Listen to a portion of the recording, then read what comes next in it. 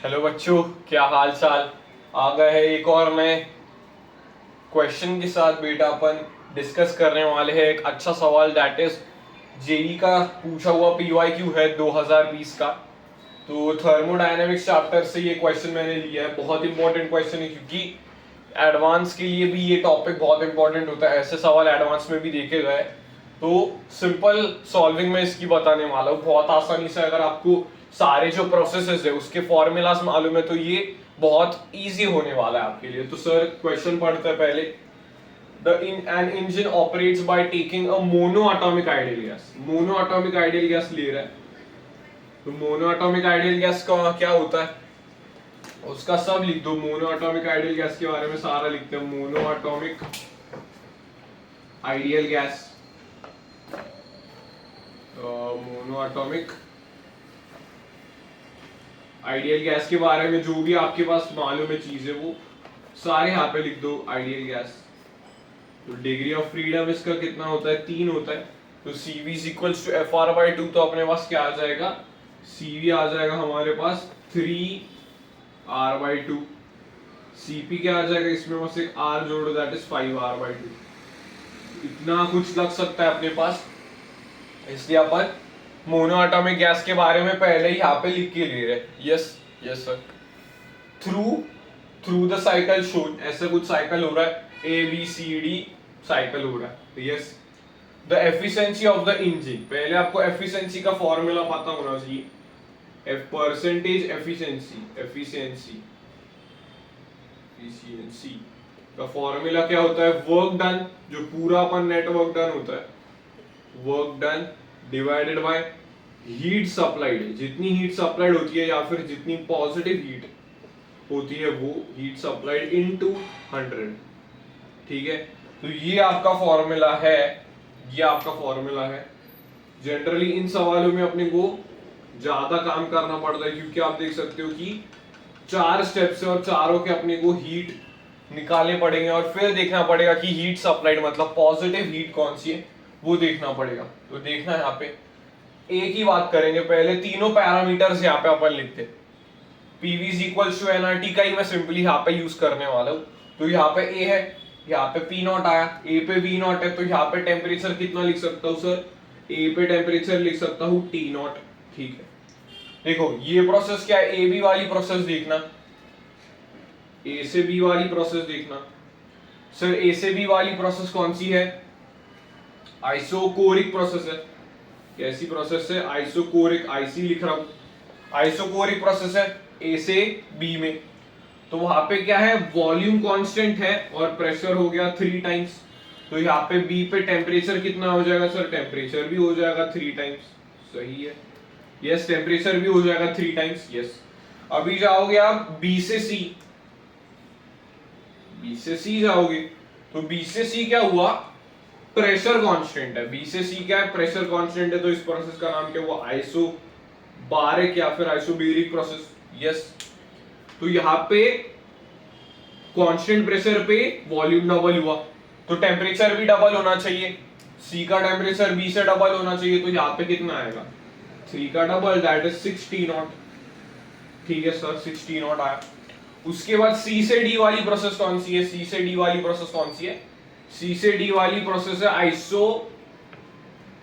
Isochoric cooling वाली process है। तो ये भी आइसोकोरिक वाली प्रोसेस है। कौन सी, C से D वाली भी आइसोकोरिक प्रोसेस है, आइसोकोरिक प्रोसेस। और D से मतलब D से A वाली कौन सी होगी, आइसोबारिक होगी। यस। तो यहाँ पे क्या हुआ, वॉल्यूम कांस्टेंट है, वॉल्यूम कांस्टेंट है, वॉल्यूम कांस्टेंट पे प्रेशर जो है वो 3 गुना कम हुआ। प्रेशर 3 गुना कम हुआ तो टेम्परेचर भी 3 गुना कम हुआ। यहाँ पे 2T0। सर आप ये इतना जल्दी क्यों कर रहा हूँ भाई, सिंपल मैं यहाँ पे PV is equals to nRT का कांसेप्ट यूज कर रहा हूँ। समझ में आ रहा है, ये तीनों पैरामीटर्स एक एक पॉइंट के लिए मैंने यहाँ पे लिख दिया। अभी क्या है, ठीक है, D से A जाने के बाद क्या है, वॉल्यूम घट रहा है तो ये भी आधा घट जाएगा। सही है, तो ये प्रोसेस क्या हुई, आइसोबेरिक प्रोसेस हुई। अभी यहाँ पे क्या है, वर्क डन टोटल निकालने का है, तो वो तो बहुत है, एरिया अंडर एनक्लोज जो आप निकाल सकते हो। वर्क डन निकालने के लिए क्या करोगे, वर्क डन निकालने के लिए एरिया एनक्लोज निकालोगे। एरिया एनक्लोज ये कौन सा है, क्लॉकवाइज है। साइकिल में क्या होता है, clockwise is taken as positive, clockwise is taken as positive. तो यहाँ पे ये ट्रायंगल की मतलब रेक्टेंगल की एरिया निकाल दो, तो ये कितना हुआ V naught, V naught into 2v0 2p0, तो यहाँ पे आएगा 2p0 v0। तो एक काम तो सर हो गया कि वर्क डन हमने यहाँ पे निकाल दिया, लेकिन सर हीट सप्लाइड निकालना पड़ेगा, हीट सप्लाइड निकालना पड़ेगा। यस सर, हीट सप्लाई निकालना पड़ेगा। अभी ए से भी प्रोसेस देखो सर, ए से भी तो आइसोकोरिक प्रोसेस है। आइसोकोरिक प्रोसेस में क्या होता है, वर्क डन 0 हुआ। वर्क डन 0 मतलब change in internal energy, work done 0 मतलब change in internal energy. First law, change in internal energy बराबर heat supplied. Change in internal energy क्या होता है, एनसीवी डेल्टा टी। तो फॉर्मूला लिखता हूं एनसीवी डेल्टा टी, ठीक है। एनसीवी डेल्टा टी लिखूं, yes sir n C v delta T लिखिए। तो यहाँ पे डेल्टा टी कितना है, एन है। सीवी अपने को पता है, सीवी पता है sir 3r/2, 3r/2। Delta T कितना हुआ सर 2t0, कितना आएगा सर, 2 से 2 कैंसल, 3n r/t0। या एक प्रोसेस का, ऐसे आपको सारे प्रोसेस के लिए करना पड़ेगा, इसलिए ये ज्यादा आपको यहाँ पे काम धाम करना पड़ता है। इसलिए मैं आपको क्वेश्चन डिस्कस करके बता रहा हूँ कि भाई कैसा आपका अप्रोच होना चाहिए। सिंपल ही अप्रोच है, अगर आपको सारे वर्क डन और सारे हीट का फॉर्मूला मालूम है तो इजी है आपके लिए। Yes sir. तो अभी बी से सी देखना, वही है। बी से सी क्या होता है सर, आइसोबेरिक प्रोसेस है। आइसोबारिक प्रोसेस में अपने पास क्या आता है, हीट डन। हीट कितना आता है, हीट आता है sir NCP delta T, constant pressure पे ना, एनसीपी डेल्टा टी। सीपी अपन ने वहां पे लिखा था, यस सर, इसलिए तो NCP delta T. Delta T कितना था यहाँ पे, डेल्टा टी था 3 का, 3t0 का डेल्टा टी है। यस, तो यहाँ पे कितना आ जाएगा 5r/2, 15, 15 7.5, 7.5 nr/t0। कैलकुलेशन कर रहा हूं यहाँ पे बस। यस, कैलकुलेशन बस यहाँ पे की, पी मैंने यहाँ पे उठा लिया। अब यहाँ पे भी देखो ये दो कैसे आए सर, ये पॉजिटिव आए।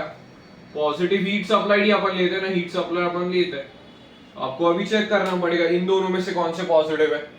सर इसमें देखो, इसमें देखो सी से डी, तो सी से डी क्या हो रहा है, 6t0 से टेम्परेचर 2t0 जा रहा है, डिक्रीज हो रहा है।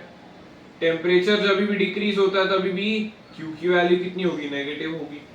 यस यस, समझ में आ गया, Q नेगेटिव हुआ। यहाँ पे कैलकुलेट करने की भी जरूरत नहीं सर। 2t0 से जाके टेम्परेचर t0 हुआ, मतलब ये भी डिक्रीज हुआ, मतलब यहाँ पे Q नेगेटिव आएगा, Q नेगेटिव आएगा। जो नेगेटिव Q है उसे लेते ही नहीं है, जो नेगेटिव Q है उसे लेते ही नहीं है।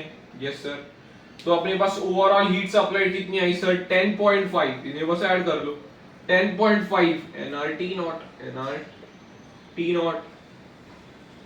समझ में आ गया, 10.5 nRT0। यस, समझ में आ गया कैसे किया। यस सर, समझ में आ गया। nRT0 को आप कैसे लिख सकते हो सर, nRT0 यहाँ पे सर P0 V0 के टर्म्स में, तो यहाँ पे लिखो साइड में कोने में P0 V0 is equals to nRT0। तो nRT0 की वैल्यू क्या है, P0 V0। सिंपल मैंने यहाँ पे यूज किया ideal gas equation, PV is equals to nRT। तो यहाँ पे क्या है 10.5 P0 V0, 10.5 P0 V0। भी सारी चीजें मालूम है मुझे, फॉर्मूला में पुट करिए। Yes, 2 P0 V0 by 10.5 P0 V0 into 100। Yes, ये देखना P0 V0 P0 V0 cut हो गया। ये क्या है 105 ले लो, यहाँ पे 20 ले लो, 4 का 21 का, ठीक है। तो 400/21 आ रहा है, 400/21 आ रहा है। कैलकुलेशन क्या होगी, अगर 20 लेता हूँ यहाँ पे तो ज्यादा आएगा थोड़ा, तो यहाँ पे 19 आ जाएगा, 19%, ठीक है। 19% इज द एफिशिएंसी। एफिशिएंसी क्या आई आपकी 19% आई। तो यहाँ पे अपन ने क्या समझा कि भाई एफिशिएंसी वाले सवाल कैसे करेंगे। एफिशिएंसी का मतलब क्या है, जो वर्क डन है टोटल साइकिल का जो वर्क डन है divided by Q supplied. Q supplied मतलब जो पॉजिटिव होता है, बस फॉर्मूला में पुट करो। सर यहाँ पे आपको क्या मालूम होना चाहिए, देखो मोनो एटॉमिक आइडियल गैस दी हुई है, तो मोनो एटॉमिक आइडियल गैस का क्या होता है, डिग्री ऑफ फ्रीडम 3 होता है। फिर सीवी की फॉर्मूला क्या होती है, FR/2, फॉर्मूला वाला चैप्टर है FR/2, तो वहां पे 3R/2 हो गया। सीपी कितना होता है, उसमें सीवी में R जोड़ दो तो 5R/2। तो ये सीपी और सीवी का ही मैंने बस यहाँ पे यूज किया है। देखो आइसोकोरिक प्रोसेस में क्या है, वर्क डन जीरो हुआ, वर्क डन जीरो हुआ तो हीट जो है वो directly internal energy, internal energy क्या होती है, अगर टेम्परेचर बढ़ाओगे तो इंटरनल एनर्जी पॉजिटिव आएगी। तो यहाँ पे क्या हो रहा था, टेम्परेचर बढ़ रहा था, इंटरनल एनर्जी पॉजिटिव आई, सीवी का बस मैंने यूज कर दिया और हीट निकाल दिया। यस, वेरएस आइसोबेरिक प्रोसेस में क्या होता है, कौन सा भी टर्म जीरो यहाँ पे नहीं होता, तो अपने पास क्या लॉ है, Q is equals to U plus W। तो W यहाँ पे क्या होगा, W यहाँ पे अलग से भी निकाल सकते हो, या फिर आपके पास हीट का फॉर्मूला मैंने बस दे दिया यहाँ पे, दैट इज CV के जगह अपन CP यूज करते हैं, कांस्टेंट प्रेशर पे करोगे तो CP अपने पास यहाँ पे थी, तो इजी अपना हो गया फॉर्मेट में लाना। और दूसरे प्रोसेस में देखो C से D और D से A में देखोगे, C से D जाने में कूलिंग हो रही है अपने पास, आइसोकोरिक या आइसोकोरिक कूलिंग हो रही है, तो वहां पे टेम्परेचर कम हो रहा है, टेम्परेचर कम होगा तो डेल्टा यू भी कम होगा, डेल्टा यू नेगेटिव आएगा, डेल्टा यू नेगेटिव आएगा आइसोकोरिक में, तो हीट भी नेगेटिव आएगी, तो ये हीट नहीं लेंगे।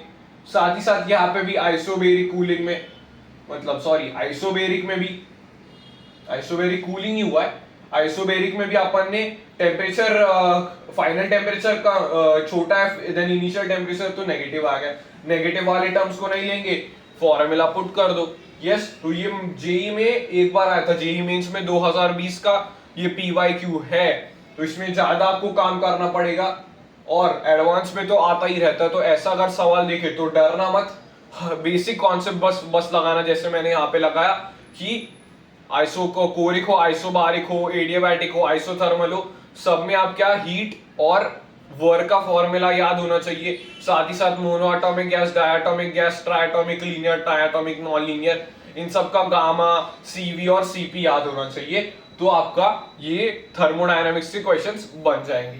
तो ये बेटा था पूरा सॉल्यूशन। अगर आपको ये लेक्चर पसंद आया है तो प्लीज लाइक कर दीजिए and subscribe for more such amazing content. तब तक के लिए ओके बाय।